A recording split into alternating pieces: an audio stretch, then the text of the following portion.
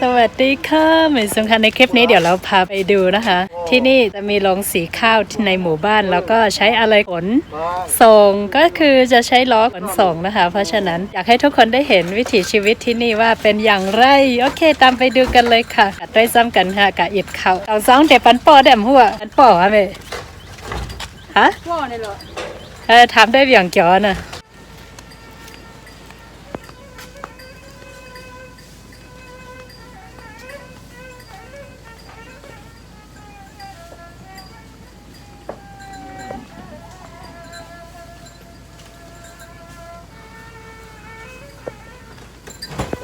เดี๋ยวพี่น้องเขากะอิดเขาในวันในค่ะดีแน่ๆเดี๋ยวใส่ล่อก้อยค่ะเนาะยกออกการในเฮ้ยนั่นจังเดมีหนึ่งปอกห้ามนำแต่ใส่ล่อในค่ะวันนะในค่ะ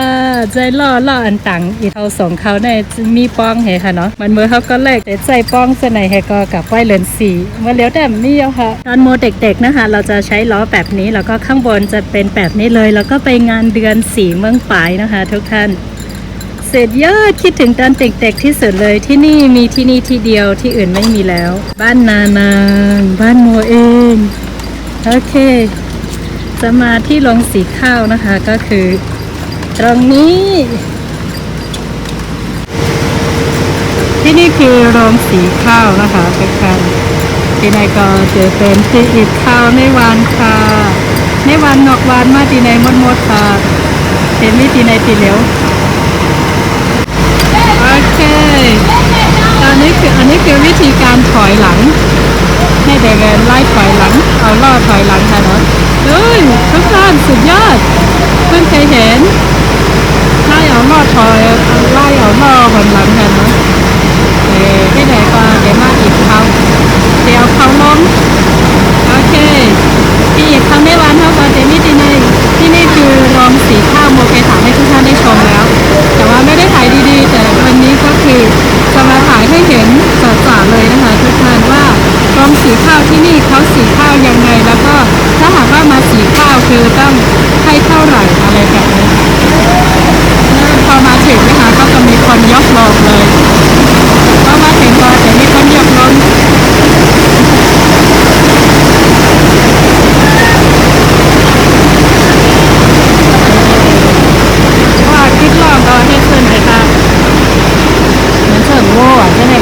ตอนนั้นก็เดียวเครื่องหน้าข้าวอ่ะเป็นในแบบแบบกันเครื่องเดี๋ยวปล่อยกินเยอะซ้ำขึ้นในกันปกติแล้วเขาก็จะมีฟางนะคะมาให้วัวแต่ว่าวันนี้ไม่เห็นเลยจะเอาไปมัดแล้วเดี๋ยวกับมัดก่อนไปนะนู่นไงฟางอันนั้นเนาะฟางในลำพูนเพิ่มเวลาจอดนะคะไม่ต้องมีเบรกไม่ต้องมีอะไรเลยมีแค่ไม้อันนี้อันเดียวก็เอาอยู่แล้วโอเคเดี๋ยวเขาจะเอาข้าวลงพอเอาข้าวลงนะคะเขาก็จะเขียนชื่ออะไรแบบนี้จะได้รู้ว่าข้าวใครอะไร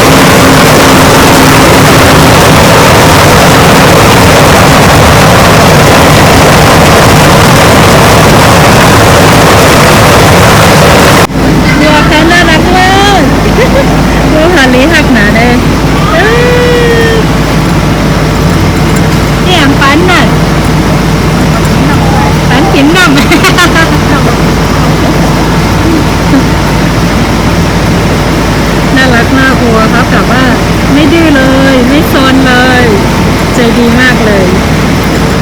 ที่นี่ถ้ามาสีข้าวใช่ไหมคะเขาก็จะมีบริการรับส่งนะคะถ้าหากว่าไม่รับส่งคือจะเป็นจะเอา7 ถ้วยถ้าหากว่าจะเอา4 ถ้วยเท่านั้นเองถ้าหากไม่รับส่งนะคะถ้าหากว่ารับส่งนะคะต่อแบบนี้ทั้งหมด4 ถุงเขาก็จะคิดเป็น7 ถ้วยหรือ7 กิโลอะไรประมาณนี้ค่ะทุกท่านแต่ว่าไม่ถึงกิโลที่นี่คือเป็นโรงสีข้าวบ้านเรานะคะก็จะเป็นแบบนี้ค่ะอันนี้ค่ะเราก็มาอีกในที่เขาที่ในเดมี่ทับส่งค่ะเพราะว่าทับส่งไหมก็ซ้อมมาอีกทั้งถ้วยค่ะเนอะค่ะเดี๋ยวเอาสีก็แต่ก็ซ้อมมัน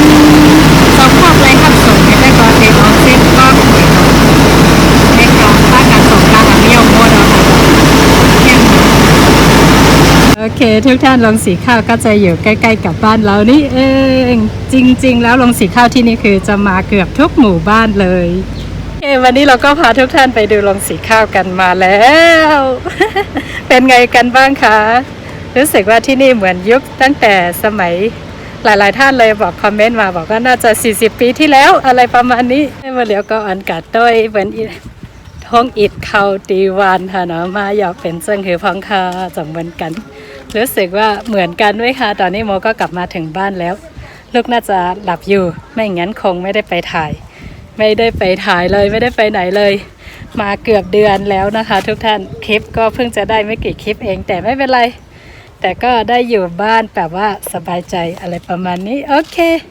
งั้นเจอกันใหม่ในคลิปหน้าค่ะพบกันใหม่ในวิดีโอหน้าค่ะ